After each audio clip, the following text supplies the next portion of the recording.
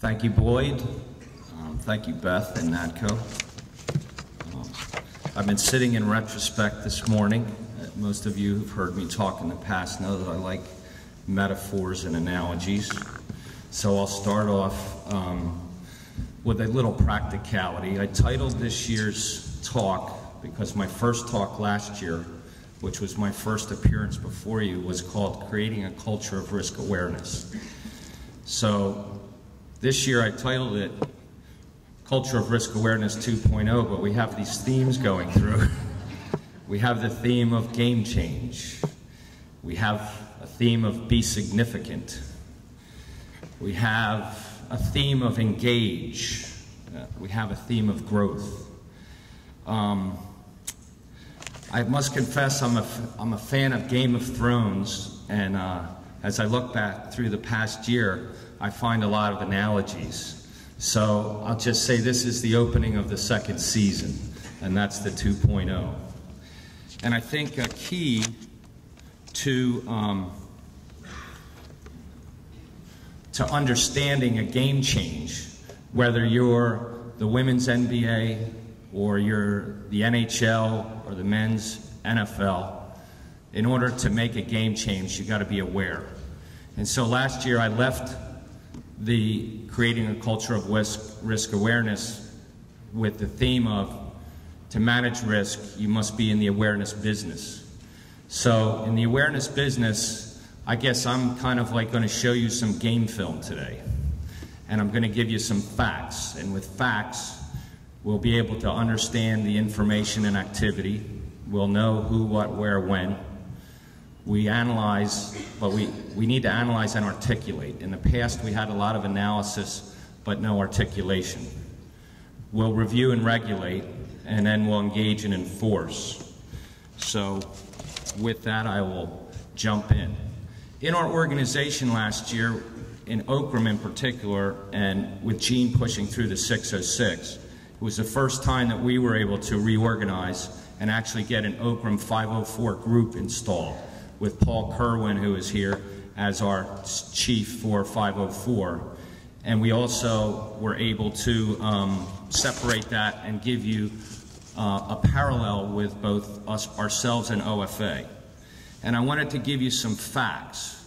We've got 267 CDCs. We've got 60,000 loans. We've dispersed $12 billion in 504 loans in 36 months.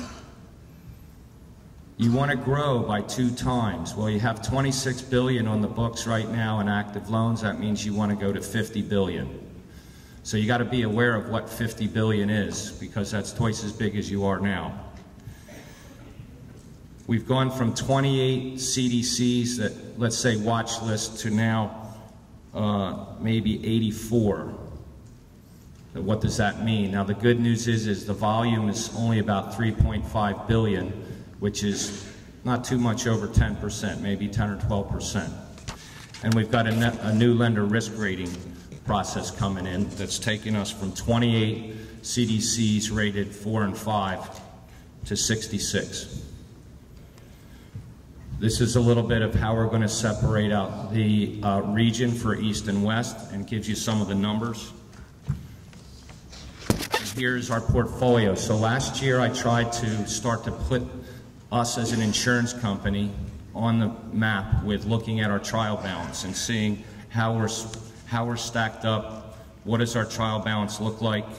What do we have in current active? What do we have in non-current? And what do we have in active purchase? So I continue to try to build a relationship with you to give you the facts, because with the facts, like watching the game film, you can be aware, and with that awareness we can adapt and be better.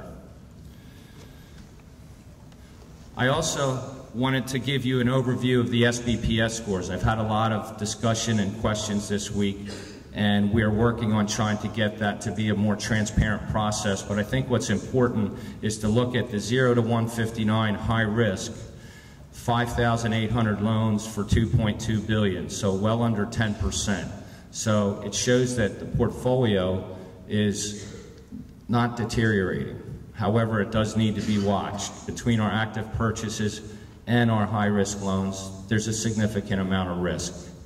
I also wanted to graduate into informing you that the promise I made last year of improving and upgrading the lender risk rating process was in fact engaged. And the preliminary data on that information shows that last year we had 28 4 and 5 rated CDCs, but as this gets implemented, and I'll say that in the fall, we're going to see that we have 67 CDCs rated 4 and 5. So that's a significant change. So there's a lot of things that are game-changing for me. But what I will commit to do is make sure that I keep reporting to you and being accurate and transparent, which I know is an overused word, but it's important that we all have the facts, because without the facts, we can't change together. This is the first time that I've done a qualified stratification, I'm calling it. On the left, it shows the old risk ratings, and then I also stratified the CDCs. There's a few reasons I stratified it this way. I wanted you to see that we still are aware that there's PCLP lenders and ALP lenders, and we're looking at their risk rating. We can see that there's 16 of PCLP and ALP. We also know that there's PCLP, ALP that are not 1s, 2s, and 3s, but 4s and 5s. One is deteriorated. I also stratified PCLP. Then I did the ALP only and the ALP 4s and 5s. If you go down that list, that's where you see the change to the 68. So I think if you look at the message here, we're going to be looking at 4s and 5s. We're going to be looking at inactive and compliance issues, which is 21. Even though they're non-delegated, the 4s and 5s are 51. We're looking at supervisory group 3, and we had enforcement action on 1. So that will constitute the new, what I'll call, watch list. I also wanted you to see some of the overview on the PCLP, the detail on the PCLP, and that we're stratifying this. One of those reasons is because that Okram will be taking over the ALP renewal process from OFA. And I know I'm killing you with statistics, but it's like watching game film. You got to keep seeing it, you got to keep being aware of it, and the numbers tell the story. I did want to show a little bit of a trend in 504, just what we've dispersed. I think $12.5 billion is a lot of money to put out. If we're going to grow in 3 years, that means we're going to put out maybe double that.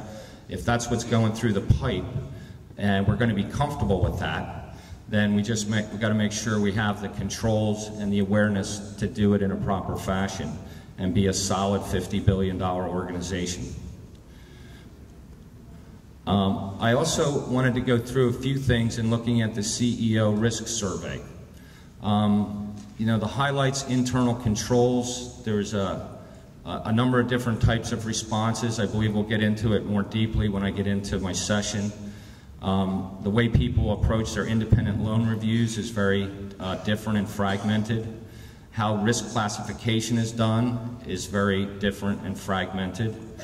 The way that information is shared with the board and between SBA, the CDC, and the board is fragmented.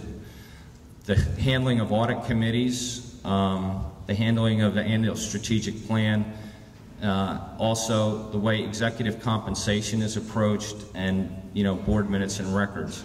Again, I'll take us back to these other franchises, like sports franchises. I know that there's various problems that happen.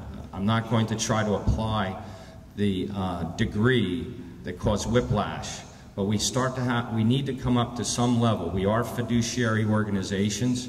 I made a point yesterday that a similar group is like the federal land banks.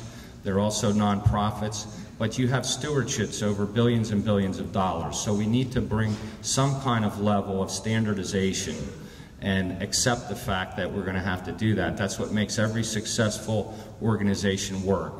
The commissioner, the owners, and the players. So I think we have the same analogy here. I also know that you've been following the developments of SMART.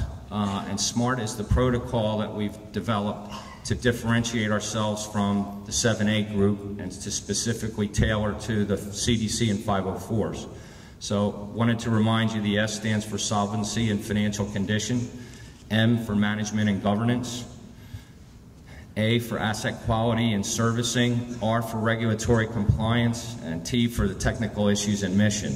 And then what I did is I went through the new reg and I started placing in those areas where the different issues are going to fall.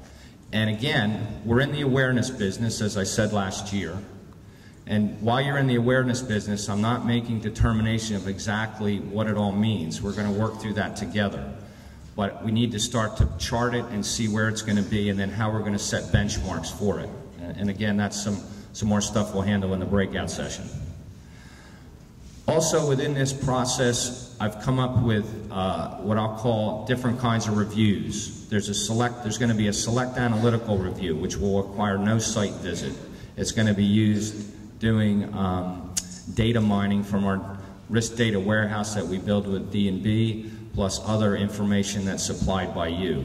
And hopefully that'll waterfall into either an acceptable level, which would require no more invasive surgery, as I say, or minor microscopic surgery. But then if there's certain issues that raise flags, we'll do targeted reviews. And from targeted reviews, we may have to go to examinations. I can tell you that in the last, I didn't put it in this slide, but in the last few years, we've spent somewhere in the neighborhood of $600,000 or $700,000 a year to audit, and I currently have at least double that amount of money to conduct reviews. But that doesn't mean I want to come out everybody. I want to start to also look at the different methods and see if we can use technology to do virtual reviews and other kinds of reviews that don't require site visitation. But during this period, we're going to do a set of test reviews, and on those reviews, you're going to have SBA people back in the field participating along with the district council. And then this kind of indicates that there's going to be a little more focus on CDC systems, how those systems work, what's the role of the LSPs, can the LSPs help in providing both technology, access, and information that allows me to leverage the review process. So also that means we're getting a better understanding of exactly how each CDC works. We've never really done an operational, functional chart of a CDC or the different types of CDCs. So I think the takeaway is I'm not going to treat everybody as the same. I will accept your individuality as long as, and then adapt what we need to do to your individuality. For this year, for this transition year, so last year I was selling you the concept, now I'm going to try to implement the concept, and I'm starting to implement it. We've changed a few of the parameters for determining the risk-based review program. So I've jumped up from the 30 million to 100 million, and then I've started focusing more on the risk ratings from the 30 to 100 and the 4s and the 5s, and you can see there's also prior assessments of marginally acceptable or less than acceptable. In my breakout session, I'll actually show you the cross-reference between your lender risk rating and what you were assessed in a review. That had never been done, a correlation of that. And then keep looking down through those 4s and 5s as a way for us to target where we think risk might be and define a risk plan around that. I also wanted to show you the numbers that are going to be in the ALP from now till the end of the year. So we have 82 ALP approvals. We're also trying to sync up the review of the CDCs with the ALP process so you don't go through a scattered process or a process with 2 timelines and you're never quite sure where you are. That's never been synced up before either. So again, I try to put numbers and actual timelines, because eventually next year for the 3rd season, there should be a routine audit cycle and everyone will kind of know the rules and they're going to know benchmarks and they're going to know how to get an A, a B, a C on the test. And that's really the end result. I also wanted to point out that one thing we did learn during the enforcement process was that I need to understand better the active purchase process and understand the trial balance that goes along with that. And a lot of folks have said that they're a little concerned about information once it goes into purchase. And I just wanted to show that it's a material issue to some of you. It's close to 3,000 loans, or 4,000 loans, 3,800 loans for $2 billion. And when I had a discussion at the technical conference in DC, I understand that you just service the loans and they're on a off-balance sheet trial balance, but we're responsible to make sure that we can reconcile those. So I just want to add that into the process. It's not a bad thing or a good thing, it's just an awareness thing. And I would like you to know that we've moved forward with SMART and started to engage the SOP change process. So we're trying to change 50-10-5, make it a lot more practical, eventually take some of the 50-10-5 and actually move it to the 50-53. If we can do both at the same time, that will be good. So we have, an enrollment, oversight, supervision and enforcement manual that's probably a little thicker but more direct, and a much smaller 50-10-5. And I think Mike Simmons and other folks will be talking about that, but I will address that in specifics in my discussion. The takeaways today are we're going to do 20 selected analytical reviews by the end of the fiscal year, which is September. We're going to do 5 target reviews and 5 full reviews. We have 5 reviews scheduled for the new SMART, which is a developmental process, so it's a work in process. So everybody that gets to participate in this program, it's going to be an interaction. It's not going to be we come out, do the review, and you'll get it later. It's going to be an interactive process. And in those cases, we're also trying to figure out what your systems are, can we interact technologically, in other aspects, and how do you look at the benchmarks. We'll also deal with the ALP transition, do the active purchase reviews. We're going to try to reach out to the LSP providers and start understanding what role they're in and how they can, are they helping and can they help, and I believe they can. So I don't want that to be construed as something negative, but they're on the field. I guess in baseball they'd be pitch hitters, pitch runners, but they're playing in the game, so that's an important part to incorporate. And then we'll do the impact of the governmental and new regs, and then try to reconcile the SOPs. So I think with that said, I'll close out by saying in game change, do we know where we are in the game, and do we know what field we're on? Do we have fan support? Are we going to treat it as a home game or an away game? I think we want to treat it as a home game. Do we have good coaching? And do we know the rules, and do we have good referees? So if we have all that, then I would say let's go back on the field and be significant and win the game.